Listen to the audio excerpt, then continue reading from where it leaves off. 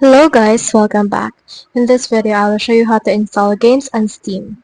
So in order to do that, you can see in here that you're actually on your store, so you can scroll down and you can see in here a lot of games. So some games are paid, while some games are actually free. So if you want to install in here a free game, you can head over and search for that. So for example, let's search in here for Fortnite. Now in here you should be able to see the search results that you have made with this case. Now here's some options that you can choose from.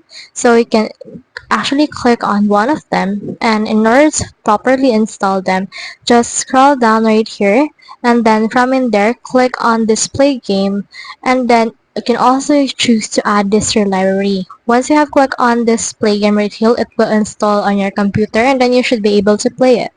So that's the whole process. If you have any questions, comment them down below. I will try my best to answer.